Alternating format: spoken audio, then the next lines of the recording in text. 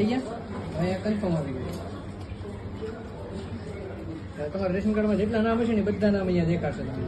એમાંથી તમારા નામ ઉપર ક્લિક કરવાનું. આમાં તમારું નામ કહી દે બરાબર આવી ગયું. આગળ આપો આ રેશન કાર્ડ નંબર અને તમારું નામ રેડી બરાબર છે. અને ઓથેન્ટિક આપો બરાબર છે ને એટલે એગ્રી કરવાનું. લાલ લાઈટ થાય એટલે અંગૂઠો મૂકવાનો.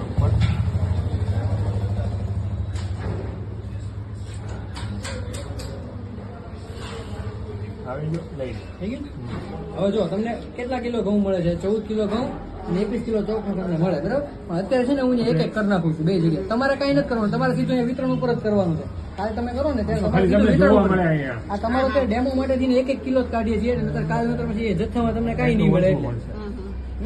એટલે આજે તમને 14 કિલો ઘઉં ને 21 કિલો ચોખા મળે. ત્યાં અત્યારે મેં એક સેટ કરી નાખ્યા. તમારે કાલ કઈ નહીં કરવાનું. કાલ સીધું આ આવે ને એટલે વિતરણ ઉપર દઈ દેવાનું સીધું. તો કરી નાખો વિતરણ ઉપર ટીક કરો. આ વાંધો શું કીધું જો ઘઉં મળશે બરાબર. ઓકે આપો ઘઉંની થેલી મૂકવાની બરાબર. જોખાઈ સીધું થેલીમાં આવી જશે. થેલી થોડીક ટાઈટ પકડજો કારણ કે ફોર્સ થી પડે ને એક જોડા કે આવી જશે. ફોર્સ થી પડશે ને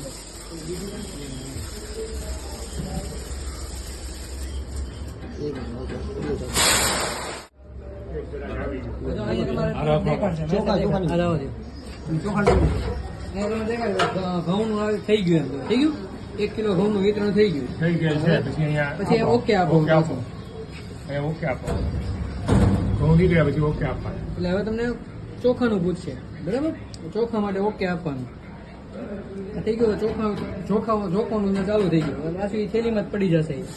બીજી થેલી મૂકવાની. એટલે બીજી થેલી મૂકવાની પેલા ઘઉંની મૂકવાની પેલા ઘઉંની પછી ચોખાની ટાઈટ થેલી પકડી રાખજો મોઢિયાથી આમ ઉપર થોડી.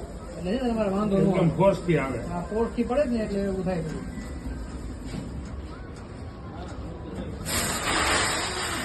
આવી ગયું દેખાડશે કે તમને કેટલા કિલો ઘઉં ને કેટલા કિલો ચોખા મળ્યા ને. ઓકે આપી દો. જો ચોખા જોખાઈ ગયા મળી ગયા એટલે ઓકે ઓકે આ પૂરું થઈ ગયું. બે ઘઉં ને ચોખા તમને મળી ગયા. તમને જો કેટલા કિલો ઘઉં ને કેટલા કિલો ચોખા મળ્યા દેખાડી દીધું. 1-1 કિલો અત્યારે લઈ આપણે કાઢ્યા. હવે ઓકે આપી દો.